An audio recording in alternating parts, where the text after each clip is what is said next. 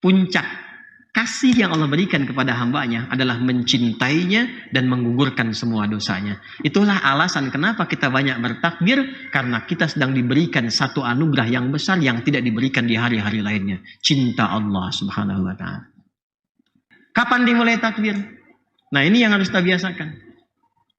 Kebanyakan mulainya itu ketika masuk hari ke-10. Yo, betul kan? Ya kan? Ketika mau sholat mulai kan? Allahu Akbar, Allahu Akbar. Atau minimal pindah maghrib kan? Masuk hari H untuk hari raya, pada maghrib baru takbir kan? Ternyata sahabat dulu tidak begitu. Khusus untuk yang 10 hari Dzulhijjah, kapan dimulai takbirnya? Yuk kita lihat. Sahih Al-Bukhari.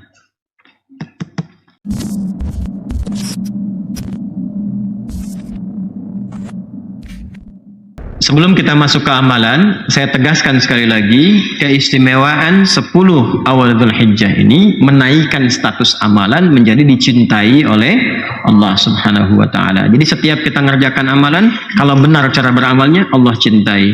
Allah cintai. Nanti dampak amalan itu merubah perilaku kita. That's it? Yuk kita mulai. Di antara amalan yang dianjurkan untuk dioptimalkan di 10 hari pertama Dzulhijjah itu, rumus nabinya adalah amal saleh. Amal saleh. Karena kalimatnya jelas, ma min ayyamin al-amalu salihu fihinna. Amal saleh. Sekarang yang penting kita lakukan adalah untuk mendetilkan apa amal soleh yang mungkin kita lakukan itu. Amal soleh itu wujudnya ada 2 secara umum. Ingat ya? Amal soleh wujudnya ada 2 secara umum. 1, meningkatkan yang taat. Meningkatkan yang taat. Ma'ruf kalau dalam bahasa Quran. Meningkatkan yang taat, dalam kurung ma'ruf. Yang kedua, meninggalkan maksiat, dalam kurung mungkar. Meningkatkan taat atau ma'ruf, meninggalkan maksiat atau mungkar. Nah, ini amalannya ada 2. Amal soleh itu. Dan ingat baik-baik ya, di antara 2 ini, apapun yang kita kerjakan, baik meningkatkan taat ataupun meninggalkan maksiat, itu nilainya sama. Pahalanya berlipat untuk di hari-hari ini, plus dicintai oleh Allah Subhanahu wa ta'ala. Jadi kalau ada orang memprovokasi pada keburukan dan Anda tolak itu pahalanya 2 kali lipat dan status Anda dicintai oleh Allah Subhanahu wa ta'ala. Ada orang yang mengajak menipu, Anda hindari, itu kan nahi mungkar. Pahala itu bukan hanya di amar ma'ruf saja. Nahi mungkar pun ada. Anda tinggalkan perbuatan itu, maka seketika pahala dilipat gandakan, naik status, dicintai oleh Allah Subhanahu wa ta'ala. Nah, sekarang yang akan kita rinci yang amalan taat dulu apa? 1. Amalan pertama, meningkatkan zikir, khususnya 3 lafaz zikir. 3 lafaz zikir. Oh, zikir itu nanti banyak ya jenisnya ya. Banyak nanti. Doa itu zikir. Quran surah ke-7 ayat 205. Salat itu zikir. Quran surah ke-20 ayat ke-14. Ya. Kalimat thayyibah yang pasca salat, subhanallah, alhamdulillah, itu zikir. Ya. Quran surah ke-4 ayat 103. Banyak nanti. Baca Quran itu zikir. Karena Qurannya disebut zikir. Quran surah ke-15, kan? Ayat yang ke-9. Cuman yang dimaksud di sini nanti, yang di-highlight oleh para ulama hadis itu ada 3. 1, bacaan takbir, Allahu Akbar. Bacaan takbir, Allahu Akbar. Ini ringan ya, tapi nanti nilainya tinggi, mahal ini. Saya mohon 10 hari ini aja, ya. Sampai nanti tambah 3. Takbir, kedua tahlil, la ilaha illallah.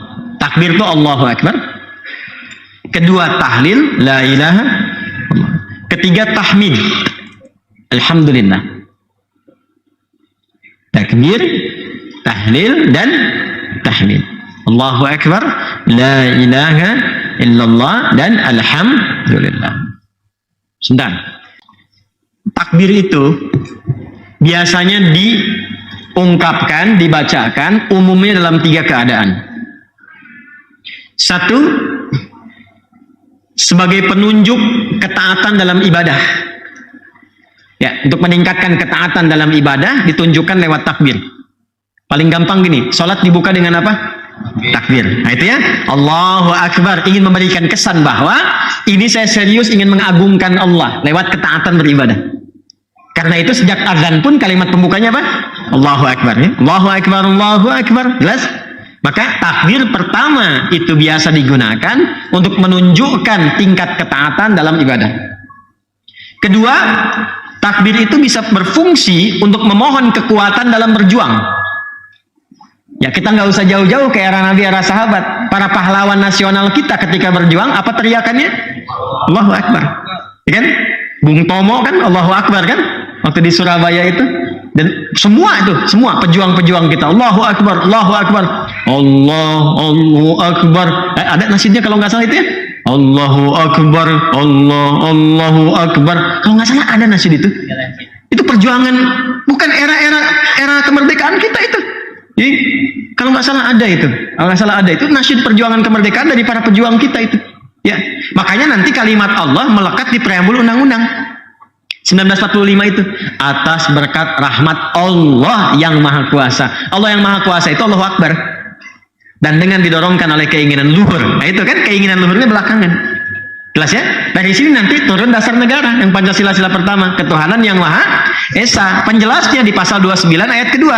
Ayat satunya untuk negara, pasal 29 ayat 1, negara berdasar atas ketuhanan yang Maha Esa. Nah, pasal 29 ayat 2-nya, negara menjamin kemerdekaan tiap-tiap duduk untuk memeluk agamanya masing-masing dan beribadah menurut agama dan kepercayaannya itu.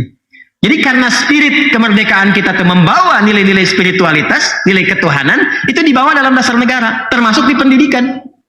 Tuh adik-adikku yang belajar ya, atau teman-teman yang dosen di kampus, coba buka Undang-Undang Sisdiknas tuh. Ya, nomor 20 tahun 2003. Ya, buka yang poin menimbang itu. Penimbang pasal B yang kedua. Ya, awas tuh. Undang-Undang Dasar 1945 mengamanatkan kepada ya pemerintah untuk mengusahakan satu sistem pendidikan, awas nih lihat ya, yang meningkatkan keimanan dan ketakwaan pada Tuhan yang Maha Esa serta akhlak mulia. Hah? Awas tuh ya, serta akhlak mulia. Jadi tujuan pendidikan pun itu meningkatkan keimanan dan ketakwaan. Jadi kalau Anda pintar orang Indonesia tapi nggak takwa, kurang nasionalis. Karena undang-undangnya mengamanatkan bukan cuma pintar, tapi beriman dan bertakwa. Ya, jadi yang dipakai di sini tuh bukan kurikulum barat di Indonesia tuh. Ini saya bicara undang-undang ya. Bicara undang-undang nih. Jadi artinya apa? Itu bagi kita orang Islam, ya, itu sudah tafsir tersendiri dari spirit Al-Quran yang kita pelajari. Jadi ketika kita belajar, jadi pintar, niatkan ibadah, bukan cuma mengamalkan Quran, tapi mengamalkan amanat undang-undang pendidikan kita. Ya, makanya ngaji, baca itu. Ya, jelas ya? Halo? Jelas tidak? Ya, balik lagi ya. Jadi yang pertama, takbir. Satu, untuk menunjukkan ketaatan dalam ibadah. Yang kedua, penanda ya, pemohonan kekuatan dalam berjuang. Yang ketiga, takbir bisa digunakan untuk mensyukuri nikmat yang Allah berikan. Tanda syukurnya bisa lewat takbir, bukan hanya hamdalah. Ya, bukan hanya hamdalah, tapi kita ungkapkan lewat takbir untuk menunjukkan keagungan Allah yang menitipkan atau menganugerahkan nikmat itu kepada kita. Biasanya kan gini, kalau sudah kita merasakan sesuatu, pemberian yang tinggi, kita menyanjung orang yang memberikan. Ada orang dikasih hadiah misalnya, Masya Allah Ustadz itu begini, Masya Allah orang itu begini, kan disanjung kan? Cara menyanjung Allah itu dengan mengagungkannya. Ketika Allah memberikan sesuatu yang tinggi kepada kita, maka kita bertanya bagaimana cara menyanjungmu ya Allah? Maka agungkan ia. Agungkan ia. Karena itu ketika kita akan sujud, pembuka keagungannya lewat takbir. Allahu Akbar. Kemarin puasa Ramadan ya? Dapat nikmat tidak? Lebih tenang tidak? Lebih nyaman tidak? Lebih enak tidak? Itu semua nikmat kan? Kita harus syukuri ya. Bagaimana cara mensyukurinya? Turun ayat. Walitukabbirullaha ala ma hadakum wa la'allakum tashkurun. Al-Baqarah 185. Puncak kasih yang Allah berikan kepada hambanya adalah mencintainya dan menggugurkan semua dosanya. Itulah alasan kenapa kita banyak bertakbir, karena kita sedang diberikan satu anugerah yang besar yang tidak diberikan di hari-hari lainnya. Cinta Allah Subhanahu wa Ta'ala. Itu dalilnya kenapa kita memperbanyak takbir. Kapan dimulai takbir? Nah, ini yang harus kita biasakan. Kebanyakan mulainya itu ketika masuk hari ke-10. Yo, betul kan? Ya kan? Ketika mau sholat mulai kan? Allahu Akbar, Allahu Akbar. Atau minimal pindah maghrib kan? Masuk hari H untuk hari raya, pada maghrib baru takbir kan? Ternyata sahabat dulu tidak begitu. Khusus untuk yang 10 hari Dzulhijjah, kapan dimulai takbirnya? Yuk kita lihat. Sahih Al-Bukhari. Nomor hadis 969. Saya bacakan ya. Bismillahirrahmanirrahim. Subtopik yang ke-11. Qala babu fadlil amali fi ayyami tasyriqi. Bab tentang keutamaan amalan di hari-hari tasyrik. Ini sudah masuk ke 11, 12, 13 kan? Menariknya babnya tentang keutamaan hari tasyrik, tapi diulasnya sejak masuk di hari pertamanya sampai ke 13. Makanya saya tadi katakan di awal 10 plus 3 kan? Dan kita baru mulai 10-nya kan? Yuk kita baca. Wa qala Ibnu Abbas, dan Ibnu Abbas radhiyallahu taala anhu menyampaikan firman Allah Subhanahu wa taala, a'udzubillahi minasyaitonir rajim, terkait hari tasyrik. Wa dzkurullaha fi ayyamin ma'dudat. Al-Baqarah ayat 203. Ayyamul 'ashri wal ayyamul ma'dudat ayyamut tasyrik. Ketika disebutkan Ibnu Abbas radhiyallahu taala anhuma mengutip tentang keutamaan hari tasyrik, dalilnya Al-Baqarah ayat 203 seperti tadi saya bacakan, lalu Al-Imam Al-Bukhari merinci di bawahnya. Perhatikan. Ayyamul ashri wal ayyamul ma'dudat ayyamut tasyrik. Perhatikan. Ini menunjukkan tentang keutamaan 10 hari pertama di bulan Dzulhijjah plus 3 hari di hari tasyriknya. Lalu apa respon sahabat utamanya ketika mengetahui keutamaan ini? Teruskan. Ini kita baru masuk ke judul loh. Ya. Wa kana Ibnu Umar wa Abu Hurairah radhiyallahu taala anhuma. Dan adalah kebiasaan Ibnu Umar. Yang dimaksud Ibnu Umar di sini anaknya Umar bin Khattab radhiyallahu taala anhu. Namanya Abdullah. Ada 3 Abdullah yang viral. Abdullah anaknya Abbas radhiyallahu taala anhuma. Abdullah anaknya Umar bin Khattab radhiyallahu taala anhuma, dan Abdullah anaknya Amr bin As. 3. Abdullah anak Abbas, anak Umar, anak Amr. Jelas ya? Dan 3-3-nya luar biasa. Istimewa tuh. 3-3-nya istimewa. Nanti lain waktu kalau nyampe disebutkan, kita bahas kemudian sirahnya. Dan adalah kebiasaan Ibnu Umar radhiyallahu taala anhuma dan Abu Hurairah. Abu Hurairah nama aslinya Abdurrahman bin Sakhar. Itu setelah masuk Islam. Masuk Islam di tahun ke-7 Hijrah. Saat usia Nabi sudah memasuki kurang lebih 60 tahun. Masuk Islam. Asalnya Abdus Syams namanya.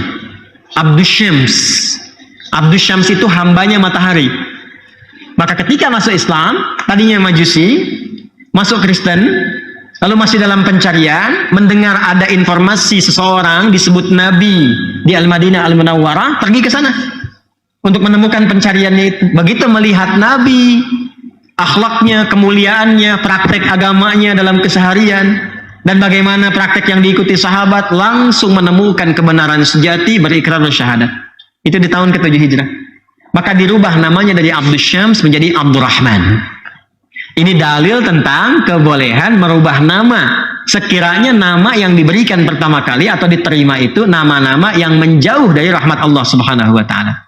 Apalagi nama yang langsung bertentangan dengan sifat penghambaan kepada Allah.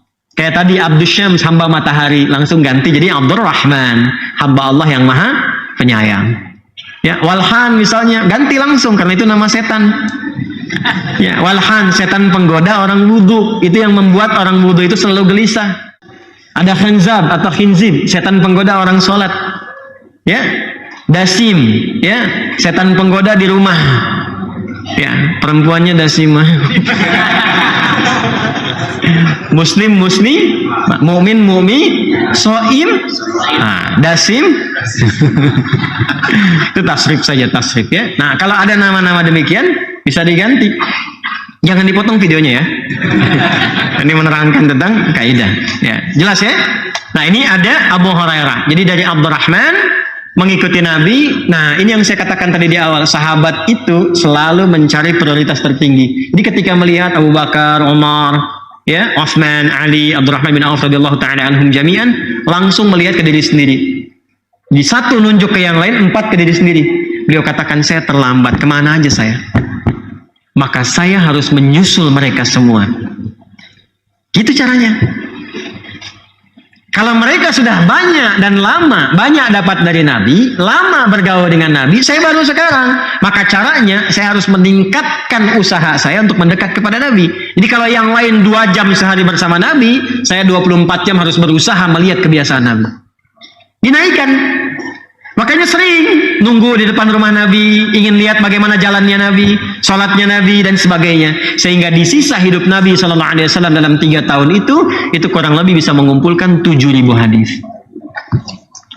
Kayak kalau sudah ada hafal Quran 30 juz, Anda baru juz 30, waktu menghafalnya jangan sama dengan murojaah yang sudah 30 juz. Jadi kalau dia 1 jam, Anda minimal 2 jam. Gitu kan? Kalau ingin ngejar orang pintar, cara belajarnya kan ditambah waktunya kan. Dia belajar 3 jam dalam sehari, Anda 6 jam. Itu yang dipraktikkan Abu Hurairah. Maka beliau keutamaannya satu itu, yang kedua cepat mengamalkan apa yang dipelajari sehingga nggak lupa. Jadi begitu Nabi menyampaikan tentang bersikap bukan cuma humanis pada manusia, tapi bersikap mulia bahkan kepada hewan dan tumbuhan. Itu langsung dipraktekkan. Singkatnya, bertemu dengan anak kucing liar. Yang ada kucing rumahan, ada kucing liar. Kucing rumahan disebut dengan kittun. Kittun. Diserap ke dalam bahasa Inggris cat, anak kucingnya kitty. Makanya kayak kitten ya, jadi kitty. Makanya Hello Kitty kan kucing rumahan tuh. Ya, jadi bantal, jadi kasur ya, jadi macam-macam ini. Ya, jelas ya? Itu kitten itu dari bahasa Arab, kittun. Dari bahasa Arab, seperti sugar, ya sukar. Itu dari bahasa Arab. Ya. Nah, kemudian kalau kucing liar disebut hurratun, H besar. Anaknya disebut Hurairah. Ya, sedang jalan, ada dikisahkan ada anak kucing kecil liar kehilangan induknya. Dipraktekanlah ajaran kasih dari Nabi, dibawa itu dirawat-rawat pulang ke rumah, disuapi makannya, kalau dingin diselimuti, kalau berangkat kemanapun dimasukkan dalam jubahnya. Sesekali ketika lewat berpapasan dengan Nabi, keluarlah anak kucing kecil itu. Meow, meow, keluar, maka disebut anta Abu Hurairah. Kamu itu sangat sayang dengan anak kucing kecil seperti bapak sayang pada anaknya. Maka sejak saat itulah viral kunyahnya disebut Abu Hurairah. Paham? Nah, silakan. Abu Pipit belum ada tuh, ya, yang sayang burung pipit. Masya Allah. Saya satu kali berangkat umrah dengan salah seorang perwira menengah di kepolisian. Begitu selesai pulang kita dari haram jalan, beliau tanya, Ustaz, kenapa di sini banyak burung gereja? Saya bilang, izin dan itu mu'alaf. Ya kan? Kalau pertanyaan tidak butuh dalil kan tidak perlu terlalu serius juga kan? Ya kan? Halo, gitu ya. Ya, kembali ke sini ya. Baik. Apa kebiasaan beliau itu ketika masuk kepada awal-awal bulan Dzulhijjah? Ini bukan langsung masuk tanggal 11, 12, 13. Dari sejak awal. Wa kana Ibnu Umar, adalah kebiasaan Ibnu Umar radhiyallahu taala anhuma wa Abu Hurairah radhiyallahu taala anhu, yakhrujani ila as-suqi fi ayyamil 'ashri. Tolong catat.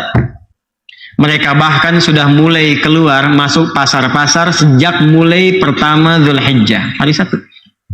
Hari pertama sudah mulai keluar pasar-pasar. Apa yang dilakukan?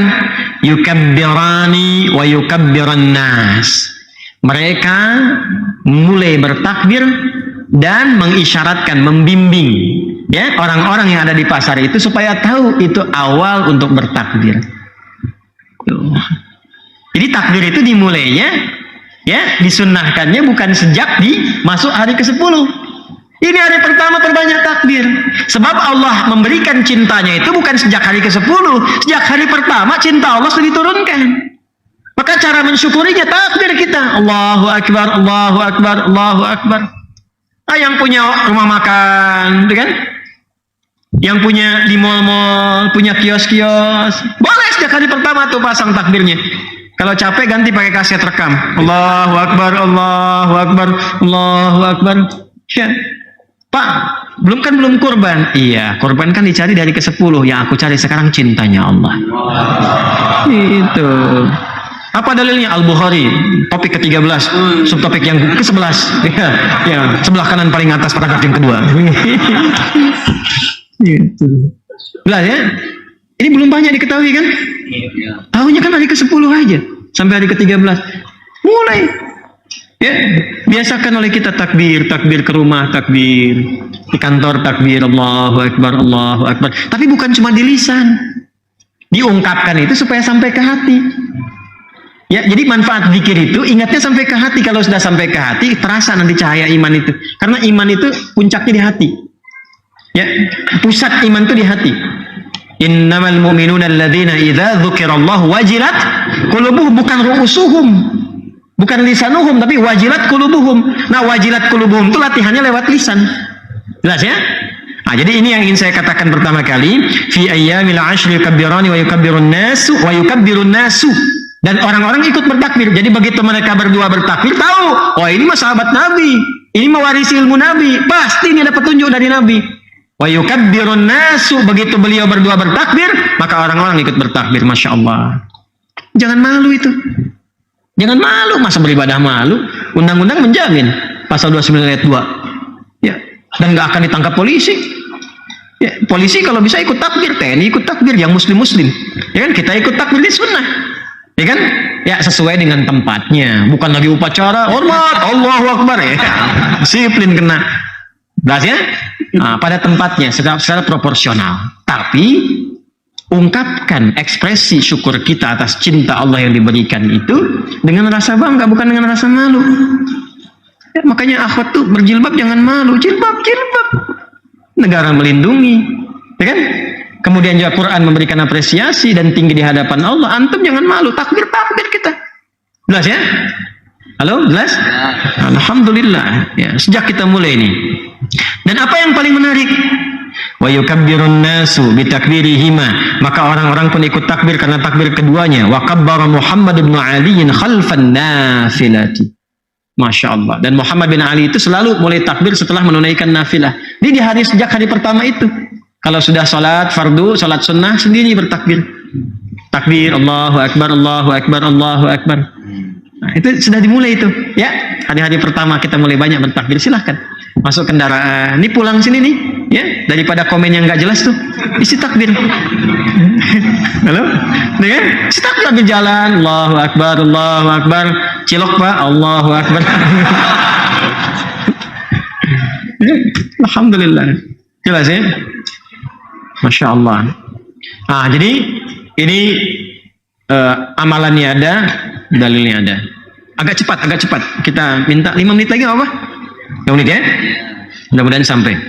Lebih alhamdulillah. Lalu selain takbir apa kurikulumnya? 1, saya cepat. Tingkatkan amalan fardu melalui peningkatan amalan sunnah. Tingkatkan amalan fardu melalui peningkatan amalan sunnah. Salat ada yang fardu? Berapa rakaat? 17 rakaat. Berapa waktu? 5 ya.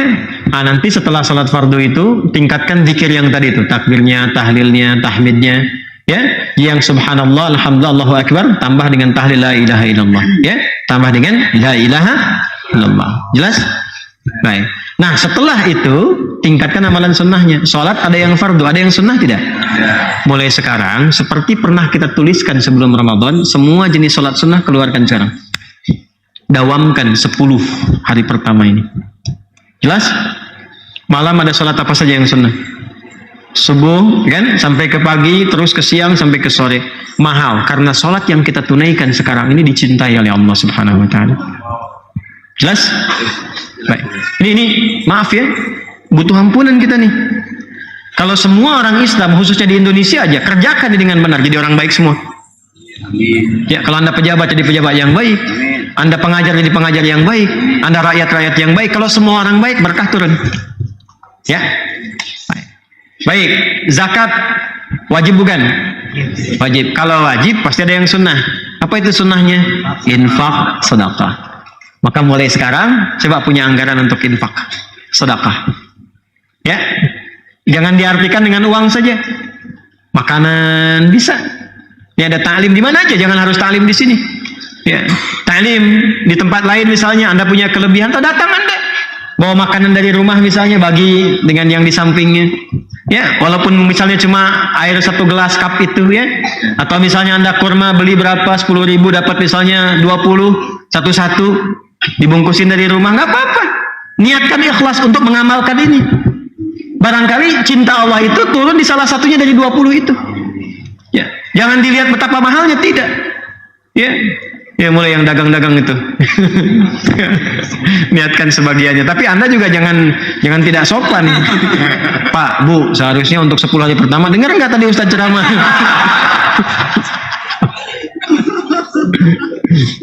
Ya. Baik, ayo yang punya pakaian lebih, yang punya makanan, cari teman-teman dekat, tetangga, kerabat dan sebagainya. Bagi. Niatkan untuk mencintai Allah Subhanahu wa taala hari ini. Jelas? Baik, 3, Quran. Hatam, usahakan hatam ya. Hari ke-10 tuh hatam tuh malamnya. Jadi tinggal bertakbir malamnya. 30 bagi 10 berapa? 3 juz. Per hari 3 juz. Bismillah. Ya, gampang kok itu. Ya, insyaallah. Kalau mau dalam sepekan bisa. Bahkan 6 hari. Sehari 5 juz. Ya, cara paling gampang gini supaya nggak kerasa, bagi setiap waktu sholat. 5 juz dibagi waktu sholat, berarti sekali waktu sholat berapa? 7 juz. Kalau susah, bagi 2, sebelum sholat, setelah sholat. Jadi kalau kita ngajinya begitu, selesai. Insya Allah. Ya. Jadi kalau misalnya 1 juz itu 141 ayat di Al-Baqarah plus Al-Fatihah, dibagi 2 kan berapa? Sekitar 70-an kan? 70 teman-teman, kalau itu dibagi 70 ayat misalnya, sebelum sholat, berapa banyak sih bacanya? Ya kan? Berapa lama bacanya? Ya, kalau 10 ayat itu kita butuh misalnya 2 menit, berarti cuma 14 menit, 15 menit investasinya. 15 menit sebelum sholat, 15 menit setelah sholat. Kalau konsisten seperti itu, untuk 10 hari ini aja, 6 harinya langsung khatam Quran 30 juz. Selebihnya tinggal doa. Jelas? Sholat sunnah sudah, infak sedekah sudah, baca Quran sudah. Kemudian yang ketiga, yang keempat, baik. Kalau Anda ingin gabungkan semua itu, digabungkan, amar ma'rufnya ada, nahi mungkarnya ada, puasa. Saya ulangi, puasa. Boleh dari sejak hari pertama. Saya ulang, boleh dari sejak hari pertama. Awal Dzulhijjah, kedua, hari ketiga, hari keempat, hari kelima, terus sampai hari ke-9. Ya? Kalau misalnya tidak memungkinkan, diperbanyak. Misal hari pertama, kedua, ketiga istirahat, hari keempat puasa, kan? Hari kelima istirahat lagi, 6 istirahat, 7 puasa. Jelas? Kalau tidak memungkinkan juga, maka yang hari-hari terakhir, hari 9 Dzulhijjah. Ya, 9 Dzulhijjah dikenal dengan puasa bersamaan dengan hari Arafah. Jelas? Hari ke-9 Dzulhijjah. Kalau ingin pengantarnya dari tarbiyah, dari 8 ya boleh. Ya, misalnya saya agak berat kalau dari hari 1, maka silahkan incar yang 8 dan 9. 1 sampai 7 kita penyesuaian dulu. Penyesuaian. Kalau mampu dilakukan, apa yang didapatkan? Siyamu yaumi Arafata. Ingat, yukaffiru sanatal madiyah wal baqiyah. Puasa yang benar ditunaikan di momen Arafah itu, hari Arafah itu, maka berpotensi menggugurkan dosa setahun berlalu. Dan perhatikan cara menerjemahkannya. Awas, jangan salah menerjemahkan. Mengampuni dosa setahun berlalu dan menjaga tidak berbuat dosa setahun yang akan datang. Awas ya. Awas, hati-hati, karena jangan salah paham. Mengampuni setahun yang lalu dan setahun yang akan datang, lalu salah paham. Udah diampuni nih setahun yang datang, udah puasa. Udah deh, ikut talim malam Jumat, HP jamaah itu diambil kan? Itu HP orang, setahun udah investasi. Salah. Karena ciri diterima puasanya adalah dengan dia bertobat di situ, diampuni dosa yang sebelumnya. Dan dengan dia bertobat dijaga, tidak berbuat salah di setahun berikutnya, terjaga perbuatan dia. Itu maksudnya. Jelas? Baik. Amalan selanjutnya nanti kurban. Amalan selanjutnya apa? Kurban. Jadi kalau ada anggaran silahkan disiapkan untuk kurban, kan? Tinggal nanti puncaknya saat menyembelih itu sambil kita bertakbir setelah sholat Id dan seterusnya. Pelajaran tentang itu insya Allah kita akan sempurnakan di pekan depan. Ya, pekan depan nanti khusus kita bahas tentang cara menjalani puasa Arafah. Ya, dan puasa-puasa yang kita jalani sekarang. Karena harus ikut ke sini skenarionya. Bukan puasa biasa. Halo? Ya? Jadi bukan puasa cuma nahan lapar dan haus. Beda, ini beda dengan Ramadan. Beda dengan Senin Kamis. Puasa yang kita lakukan, hasilnya harus ini, mahabbatullah. Sifat birrun itu yang harus diraih. Bagaimana cara menjalaninya? Nanti pekan depan. Pekan depan ya, insya Allah kita bahas. Insya Allah ya. Plus juga dengan kaidah kurban. Hewannya harus seperti apa? Bagaimana hewannya? Apakah menyembelih sendiri atau orang lain dan sebagainya? Termasuk plus fikih tentang Idul Adha. Ustadz, kapan nanti Ustadz Idul Adhanya? Kalau sekarang ada kemungkinan 2 hari berbeda, kapan Arafahnya? Pekan depan kita bahas. Sabar, pekan depan kita uraikan kembali ya.